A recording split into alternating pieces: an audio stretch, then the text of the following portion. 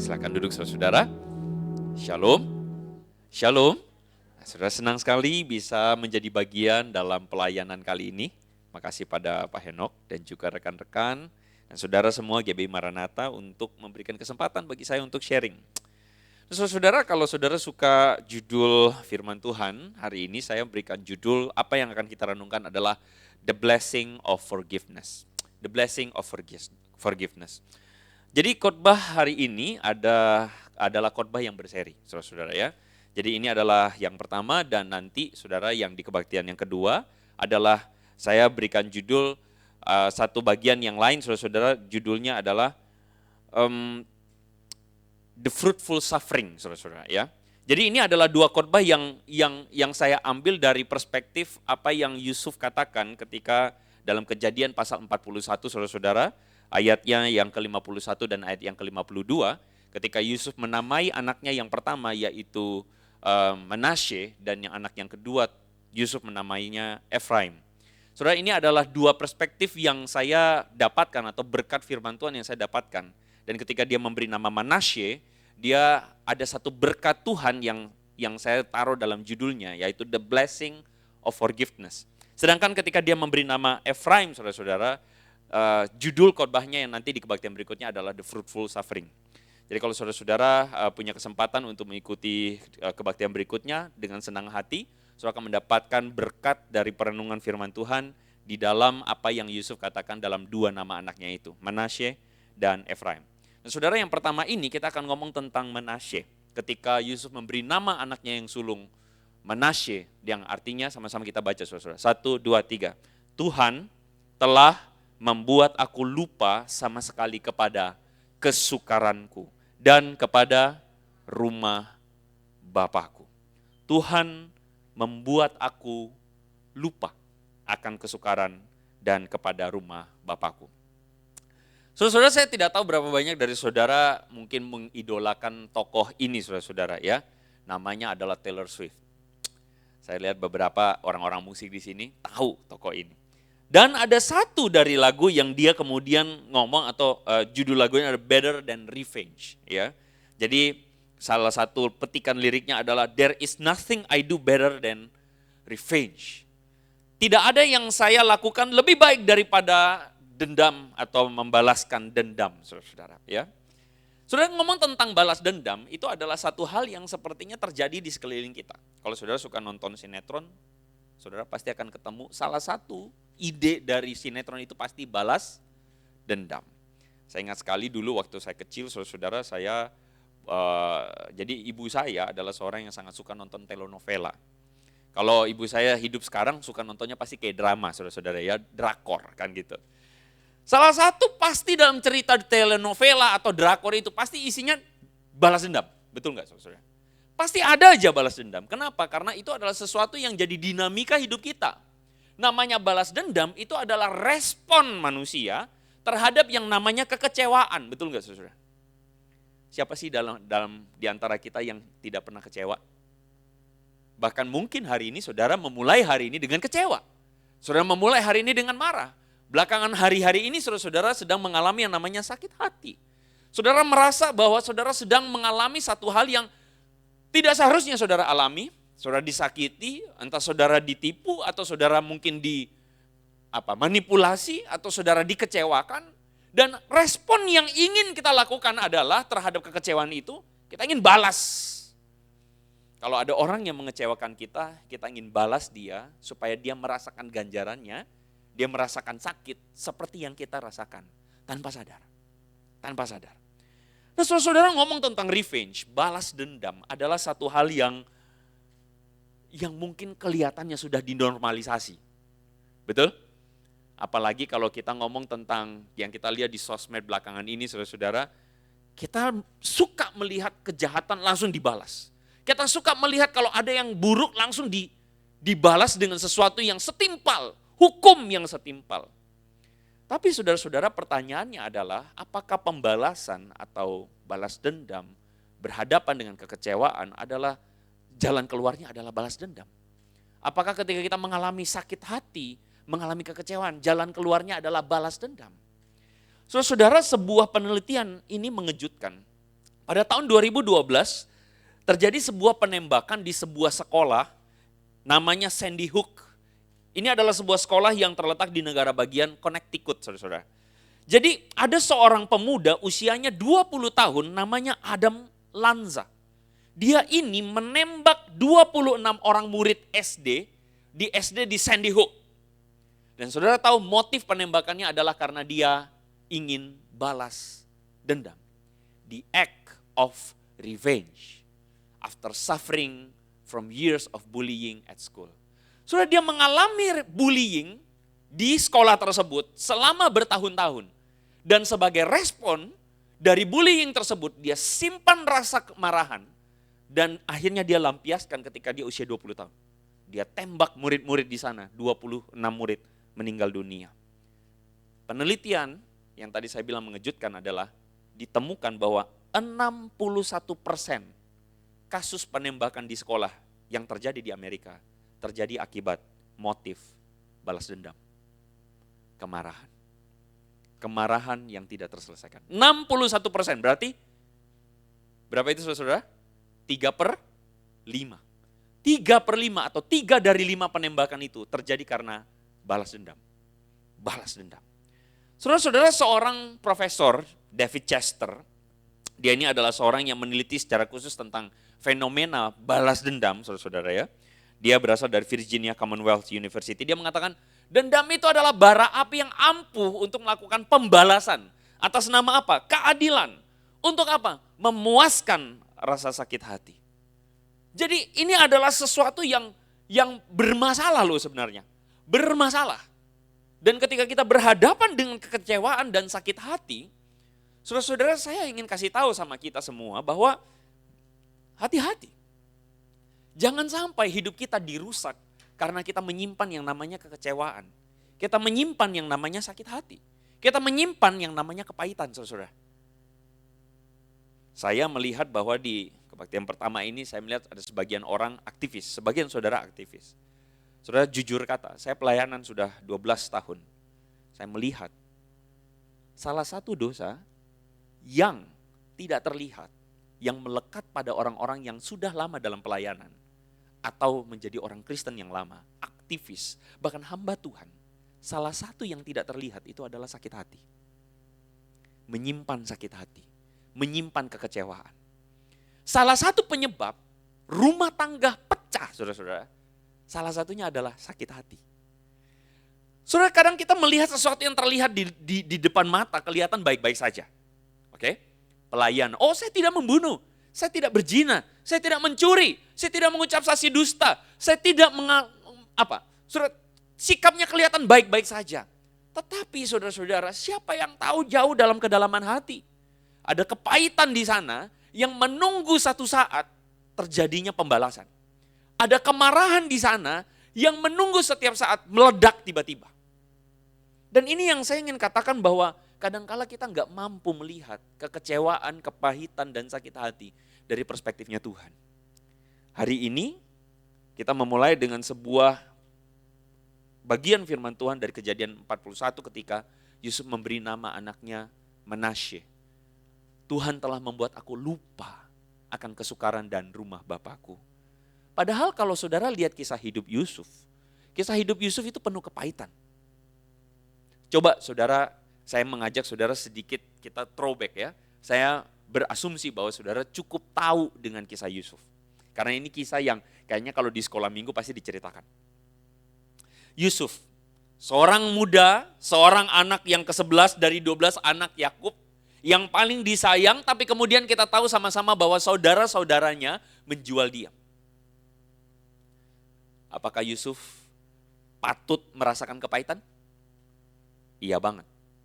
Dia patut dan dia layak merasakan kepahitan kepada saudara-saudaranya. Dan bukan cuma itu saudara-saudara, ketika dia dijual, lalu dia menjadi budak di Mesir di bawah Potifar, saudara-saudara, apa yang terjadi? Semua bakti dia, kesetiaan dia, kerja keras dia dibayar dengan apa? Fitnah. Difitnah dia dan akhirnya dia harus masuk penjara atas kesalahan yang tidak pernah dia lakukan. Yusuf punya alasan untuk pahit? Pahit. Saudara dengan giat bekerja misalnya di perusahaan, di tempat kerja saudara, tapi yang terjadi justru saudara dipecat. Pahit gak? Oh pahitnya luar biasa saudara-saudara. Saudara belajar sungguh-sungguh di sekolah, belajar dengan giat, tapi dapat nilai yang jelek, sedangkan teman saudara nyata-nyatanya nyontek, dapat nilai bagus. Pahit gak? Pahit. Saudara, pahit loh saudara-saudara. Bahkan ketika Yusuf ada di penjara, dia menafsirkan mimpi dari juru minum dan juru roti. Lalu Yusuf bilang apa kepada juru minum? Ingat akan aku ya. Kalau nanti kamu keluar, ingat aku ya. Bela ya perkaraku ya. Kenapa? Karena aku ada di sini atas kesalahan yang aku tidak lakukan. Apa yang terjadi? Firman Tuhan mengatakan, juru minum melupakan Yusuf. Saudara, setelah berbuat baik, saudara-saudara, saudara berharap bahwa orang yang saudara berbuat baik itu merasa bersyukur karena saudara udah bantu dia, tapi dia lupa saudara seperti kacang lupa kulit. Pahit nggak? Pahit. Saya yakin saudara waktu mendengar ini saudara langsung throwback terhadap banyak kepahitan atau kekecewaan yang saudara rasakan. Tapi apa yang terjadi di sana? Di tengah kepahitan, kekecewaan, rasa sakit hati, diperlakukan tidak fair, Yusuf kemudian sampai kepada sebuah kesimpulan ketika dia memberi nama anak sulungnya yang pertama, Manasye. Artinya Tuhan membuat aku lupa. Akan apa? Kesukaranku. Tuhan membuat aku lupa akan kesukaranku dan kepada rumah Bapakku. Saudara, apa artinya ketika dikatakan Tuhan membuat aku lupa akan kesukaran dan rumah Bapakku? Saudara, kesukaran yang Yusuf alami adalah kesukaran yang kalau saudara baca itu ekstrim, saudara. Kesukaran yang luar biasa.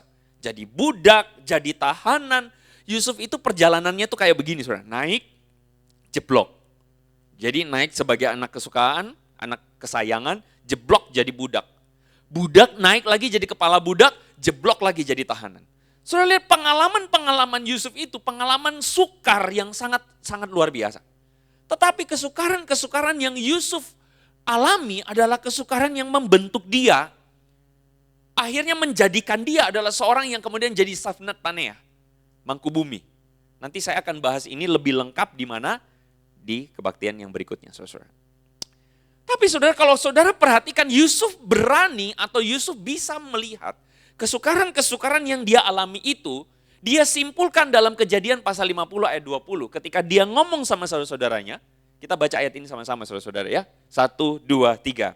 Memang kamu telah mereka-rekakan yang jahat terhadap aku, tetapi Tuhan telah mereka-rekakannya untuk kebaikan. Dengan maksud melakukan seperti yang terjadi sekarang ini, yakni memelihara hidup satu bangsa yang. Jadi Yusuf mampu melihat bahwa kesukaran yang dia alami, yang menghasilkan kepahitan itu adalah kesukaran yang justru membuat dia bisa memelihara hidup bangsa yang besar. Dia mampu melihat bagaimana orang mengecewakan dia, mereka rekakan yang jahat, tetapi dia mampu melihat bahwa ternyata respon terhadap kekecewaan tidak selalu berarti kepahitan. Kalau saudara ngalamin hal yang buruk, saudara punya pilihan untuk melihat kejadian tersebut dengan rasa sakit hati, atau melihat kejadian tersebut dari perspektifnya Tuhan. Dan Yusuf akhirnya mampu melihat dari perspektif Tuhan ketika dia bilang, kamu merekakan yang buruk, tapi Tuhan merekakannya jadi yang baik. Dari ini saudara-saudara, Yusuf mampu membuat dia merasa dan dia melihat bagaimana kesukaran yang dia alamin itu ternyata jadi alatnya Tuhan. Itulah yang membuat dia mampu untuk tidak tinggal dalam kepahitan. Seorang teolog, saudara-saudara, namanya C.S. Lewis. Dia ini kalau saudara suka nonton film, saudara mungkin pernah nonton Narnia. Nah, C.S. Lewis ini adalah penulis dari Narnia, saudara-saudara, novel itu. Dia mengatakan begini, God whispers, Tuhan itu berbisik kepada kita di dalam pleasure atau kenyamanan kita. Tuhan berbisik. Dan Tuhan berbicara. Jadi berbisik sama bicara mana yang lebih lantang, saudara? Berbicara, kalau bisik pelan-pelan. Jadi Tuhan tuh bicara pelan-pelan dalam kenyamanan. Tapi Tuhan berbicara di dalam apa? Conscience, di dalam kesadaran kita. Tapi Tuhan itu shout, Tuhan itu berteriak di dalam kesakitan kita. Jadi kesakitan, penderitaan itu menjadi megafonnya Tuhan untuk dunia yang tuli. Gini, saya contohnya begini aja. Saudara biasa lebih dekat sama Tuhan waktu rasa nyaman atau rasa masalah? Saudara biasa melihat orang tuh datang cari Tuhan itu waktu dalam kenyamanan atau dalam masalah? Kenapa? Kenapa saudara? Karena rasa nyaman cenderung meninabobokan kita, betul? Kalau semuanya baik-baik saja dan nyaman-nyaman saja, apa yang terjadi? Kita bisa lupa diri, betul? Saya pernah dengar cerita monyet naik ke atas pohon, manjat pohon. Lalu kemudian ada matahari dan ada awan yang bertanding untuk membuat monyet ini jatuh dari pohon. Apa yang terjadi? Bukan matahari sama awan. Awan hitam sama awan putih, saudara-saudara. Jadi awan hitam itu awan badai. Jadi awan badai itu bilang begini, oke, aku akan jatuhkan monyet tersebut. Dengan cara apa? Dia tiup, dia bikin badai. Duar, dia tiup angin badai. Apa yang terjadi dengan monyet itu? Jatuh? Enggak. Monyet itu malah pegang, memeluk pohon itu erat-erat. Kenapa? Karena badai. Tapi ketika awan badai sudah nyerah, ternyata monyetnya tangannya kayak lem gitu kan. Ya wes lah, dak jadi, dak bisa aku, nyerah. Ya wes, apa yang terjadi dengan awan putih? Awan putih tiup aja, sepoi-sepoi, hiu gitu saudara. Hiu, enak yo. Waduh, ISIS yo. Setelah ISIS apa yang terjadi? Monyetnya ketiduran. Setelah ketiduran apa yang terjadi? Ceplok, duak saudara. Kadang kita jatuh bukan ketika badai. Kita jatuh ketika apa? Ketika nyaman. Daud jatuh dalam dosa ketika apa?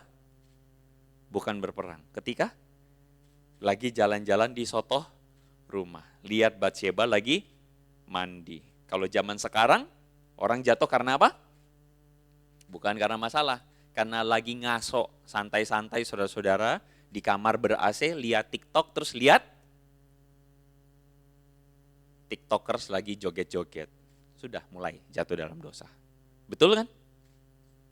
Saudara, kita harus mampu melihat bahwa Tuhan itu menggunakan banyak hal-hal yang pahit, buruk. Dan selamanya tidak berarti bahwa hal yang pahit atau hal yang buruk itu adalah hal yang negatif. Tuhan membuat aku lupa, kata Yusuf, akan kesukaran, tapi juga akan kenyamanan di rumah Bapakku. Nah ini menarik. Yusuf mampu melihat bahwa dia harus melupakan dua hal. Yang pertama rasa sakit, kenyamanan, rasa kesukaran di tanah Mesir. Yang kedua kenyamanan di tanah Israel, di tanah Kanaan. Saudara bisa lihat gak? Saudara ketika Yusuf punya kenyamanan di Israel, di rumah bapaknya, apa yang terjadi? Dia tidak akan pernah jadi siapapun, setuju? Dan ketika dia tinggal dalam kenyamanan, apa yang terjadi? Dia tidak akan pernah berada dalam posisi dia hari ini. Jadi Yusuf melupakan apa yang buruk, tapi juga apa yang nyaman di masa lalu. Dan itulah yang membuat dia akhirnya menjadi seorang Safnat Paneah. Kadang-kadang ada di antara kita sakit hati gara-gara apa? Gara-gara kenyamanan kita dicabut. Kenyamanan kita diambil. Itu dia yang tipu saya misalnya. Teman bisnis tipu kita, hancur kita. Saya turut bersedih, saudara-saudara, tentu saya ngomong begini bukan berarti kita mampu mungkin menganggap enteng itu begitu saja. Saya sedih. Saya sedih kalau kita misalnya ditipu orang. Saya sedih kalau ada jemaat yang misalnya mengalami kekecewaan, sakit hati, dijahati orang. Saya sedih. Bukan menganggap itu enteng. Tapi saudara-saudara, tidak cukup bagi saya untuk cuman bersedih. Tapi patut bagi saya untuk mengatakan bahwa ada agendanya Tuhan di balik sakit hati kita. Di balik rasa itu maksud saya. Ada agenda Tuhan di balik semua kejadian-kejadian buruk yang kita alami. Ada agenda Tuhan di mana akhirnya kalau kita belajar dari Yusuf, dia berhasil melupakan kekecewaannya, sakit hatinya. Tuhan membuat aku lupa, kata Yusuf. Saudara, kata lupa itu berasal dari bahasa Ibrani yaitu nasyah. Apa itu nasyah? Melupakan atau yang lebih tepat adalah tidak memperhitungkan. Melupakan bukan berarti benar-benar kita lupa kejadian itu. Waktu ditanya, kamu pernah tipu saya ya? Enggak tuh, lupa juga gitu kan. Enggak berarti begitu. Maksudnya melupakan itu artinya udah tidak lagi hitung-hitungan. Udah enggak lagi diingat-ingat. Udah enggak lagi diungkit-ungkit, saudara-saudara. Dan itulah yang kemudian Tuhan lakukan atau kata yang sama Tuhan pakai untuk menunjukkan bagaimana Tuhan itu tidak lagi memperhitungkan dosa umatnya. Ketika umatnya datang minta ampun. Kalau Tuhan melakukan demikian kepada kita, makanya kenapa Yesus mengatakan ampunilah dalam doa Bapa kami, kesalahan kami seperti kami mengampuni orang yang bersalah kepada. Konsekuensinya kalau kami tidak mampu mengampuni orang yang bersalah kepada kami, berarti ya Tuhan juga jangan ampuni kami, betul nggak? Kan doanya kan adalah ampunilah kesalahan kami seperti kami juga mengampuni orang yang bersalah kepada. Jadi patokannya itu apa? Kita minta Tuhan mengampuni kita, patokannya apa? Kita mengampuni orang lain. Kalau kita nggak bisa mengampuni orang lain, berarti doa kita harusnya, Tuhan jangan ampuni saya dulu, karena saya belum bisa mengampuni. Saudara paham maksudnya? Tentu bukan berarti Tuhan mengampuni kita, patokannya kita ngampuni orang dulu atau enggak. Tentu bukan itu maksud perkataan Yesus. Ajaran Yesus adalah Tuhan telah mengampuni kita terlebih dahulu, karena Tuhan telah mengampuni kita terlebih dahulu, maka kita harus mengampuni. Dan itulah yang menjadi patokan nasyah itu. Tidak lagi hitung-hitungan. Tuhan enggak lagi hitung-hitungan sama kita. Dan kalau Tuhan tidak hitung-hitungan sama kita, maka kenapa kita harus hitung-hitungan terhadap kepahitan kita, kesukaran kita, permasalahan kita. Amin, saudara. Orang yang tinggal dalam kepahitan adalah orang yang paling kasihan. Will Smith, dia mengatakan throughout life people will make you mad. Selama hidup kamu akan menemukan orang-orang yang membuat kamu marah. Tidak respect atau tidak menghormati kamu. Atau yang memperlakukan kamu dengan buruk. Itu kata Will Smith. Biarkan Tuhan yang berperkara dengan orang tersebut. Biarkan Tuhan yang berperkara. Firman Tuhan mengatakan pembalasan adalah hak Tuhan. Biarkan Tuhan yang berperkara. Karena apa? Karena kebencian di dalam hatimu akan menggerogoti engkau. Kalau kita membiarkan kebencian, habis kita. Saya beberapa suka nonton drakor di sini. Tahu nggak drakor ini? Tahu? Tahu? Beberapa nggak apa-apa sih. Paling nggak ada dong yang ngangguk-ngangguk supaya, atau saya doang yang nonton ini. Kok saya langsung tiba-tiba merasa seperti ini ya? Apa sih istilahnya? K-popers ya. Jadi saya kemarin nonton The Glory, bukan kemarin sih, berapa waktu lalu. Karena katanya bagus, ya udah saya tonton. Saya habisin dalam 2 hari, saudara-saudara. Itulah ya, kalau nonton serial drama ini malesnya itu, saudara. Waktunya kebuang. Tapi kalau udah nonton penasaran, saudara kan. Akhirnya saya buang waktu saya 2 hari saya nonton The Glory. Saudara, kisah ini menceritakan seorang tokoh yang sebelah kanan ini. Siapa namanya? Song Hye Kyo. Ayo dong, yang tahu nggak usah malu-malu dong, nggak apa-apa. Bantu saya lah kira-kira ya. Song Hye Kyo. Dalam tokoh ini dia memerankan tokoh yang namanya Dong Eun. Benar ya bacanya ya? Bukan Dong Eun, Dong Eun. Nah Dong Eun ini saudara dendam dengan seorang teman dia namanya Yongjin. Ini sebelahnya kiri. Nah Yongjin ini ceritanya waktu di SD, di sekolah suka membuli si Dong Eun ini. Bully itu, bulinya parah sih, itu kacau sih. hancur. Nah jadi Dong En ini menjadi seorang yang kemudian besar dengan kemarahan. Dia benci luar biasa sama si Yong Jin, temannya dia yang sebelah kiri, dan dia hidup hanya untuk membalas dendam. Jadi dia bilang, saya hidup untuk apa? Waktu ditanya, saya hidup cuma untuk balas dendam. Nah, satu kali dia ketemu dengan seorang yang namanya Mr. H. Siapa ini Mr. H? Mr. H ini adalah suaminya si Yong Jin. Nah ini suaminya si Yong Jin. Mr. H ini ngomong-ngomong adalah seorang suami yang bukan mau bela istrinya, tetapi kemudian dia belum tahu bahwa si Song Hye Kyo ini benci sama istrinya, dia belum tahu.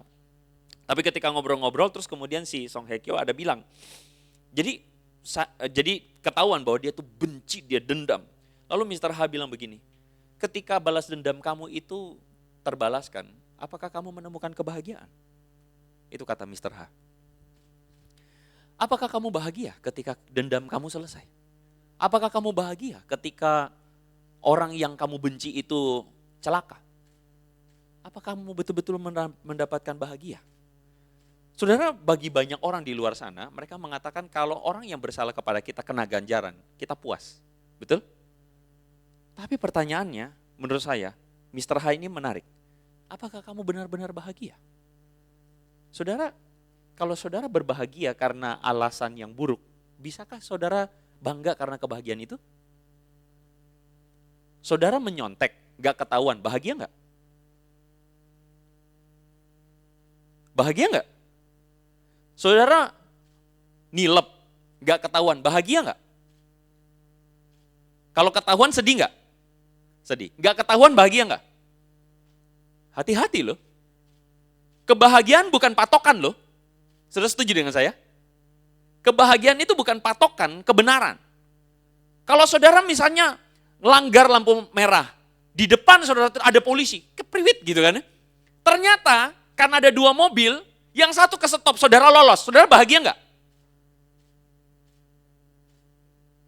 Bahagia loh. Betul enggak? Betul enggak? Loh saya jujur. Bahagia enggak? Tapi bahagia itu benar enggak? Salah. Saudara setuju dengan saya? Ketika saudara membalas dendam, bahagia enggak? Kerasanya bahagia, tapi bahagia itu salah. Saudara paham maksud saya? Bahagia itu salah. Kenapa? Karena kepahitan itu adalah kanker dalam hati kita. Ketika kita memelihara kepahitan, kita membiasakan hati kita menyimpan pahit. Dan percayalah, akan kelihatan dalam hidupmu, pelayananmu, perkataanmu, kepahitan itu keluar. Dan kepahitan itu akan melukai banyak orang. Percayalah, itu kanker. Kanker itu piye? Ketika kanker terjadi, kita tidak kelihatan, iya toh? Tapi ketika sudah sampai stadium 4 misalnya, sudah parah, baru tidak bisa diapa-apain. Hancur-hancuran. Wah, menggerogoti habis tubuh kita. Itu kanker. Kalau sakit, saudara sakit perut, bersyukur saudara. Muncor-muncor, apa? Moncor-moncor, nah, diare. Bersyukur, kenapa? Langsung ketahuan, betul? Tapi ketika saudara punya sakit yang saudara tidak sadar, hati-hati. Ketika ketahuan, itu udah celaka biasanya. Kepahitan itu tidak disadari. Kita benci orang, kita marah, kita tidak bisa deal dengan kekecewaan. Kita simpan, hati-hati saya bilang. Satu saat ketika itu muncul, mengerikan saudara, mengerikan. Pada peristiwa penembakan di sekolah, tiba-tiba muncul dengan penembakan. Bahaya toh? Ya saya berdoa saudara tentu kita tidak bisa sampai segitunya, dan semoga tidak begitunya. Tapi sekali lagi, kata Will Smith menurut saya benar. Kalau kita simpan kemarahan itu akan memakan kita. Sebagian dari antara kita simpan kemarahan sama orang tua. Kamu simpan kemarahan sama mama atau sama papa. Ada yang simpan kemarahan dengan pasangan, simpan kemarahan dengan orang-orang sekeliling kita. Dengan penuh anugerah Tuhan, saya memohon kepada saudara untuk lepaskan. Kasih itu yang Tuhan bawa, itu memutuskan belenggu kepahitan. Memutuskan belenggu kepahitan. Bahkan Paulus mengatakan, jika seterumu lapar, beri dia makan. Jika ia haus, berikan dia minum. Terus kita bilang, kok enak? Dia udah jahat, tapi kok enak? Kalau dia enggak sadar-sadar atas kesalahannya dia. Sekali lagi, bukan membalas itu bukan hak kita. Membalas, kalaupun Tuhan mau membalas, terserah Tuhan. It's not ours. Tapi ketika kita berbuat baik, kata Paulus dalam Roma, kalau kita berbuat baik, maka kamu menaruh apa? Bara, apa artinya? Taruh bara api di kepala apa artinya? Dia jadi kebakaran Pak kepalanya. Jadi botak. Enggak. Saudara, taruh bara api maksudnya apa? Orang itu jadi enggak nyaman. Karena ketika dia melakukan yang jahat tapi saudara tetap baik sama dia, dia akan dihukum dengan apa? Ketidaknyamanan, rasa bersalah. Dan justru dengan itulah yang membuat dia akhirnya bisa bertobat. Saya menutup saudara-saudara dengan sebuah kutipan dari seorang Mahatma Gandhi.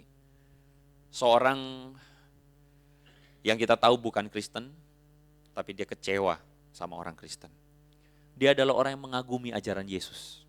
Dia kagum betul akan ajaran Yesus.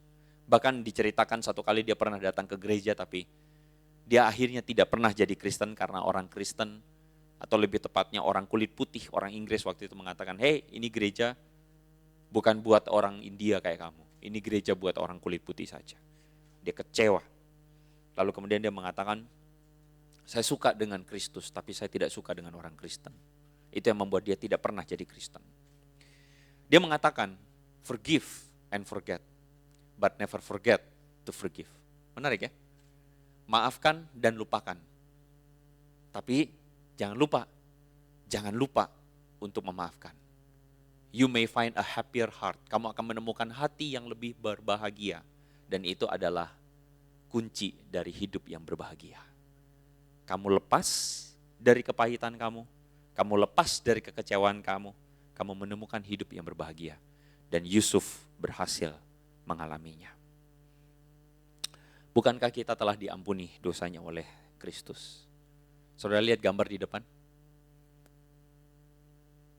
Menurut saya gambar ini menarik. Di sini saudara kita bisa ambil asumsi bahwa ini adalah Yesus yang di belakang, dan di depan ini adalah kita, manusia yang sedang ditopang olehnya. Kalau saudara menarik, lihat di sini, manusia ini pegang apa saudara? Palu sama paku. Si artis atau pelukis ini mau menggambarkan apa? Tuhan itu sayang sama kita, bahkan di saat tangan kita masih pegang palu dan paku yang memalu Yesus.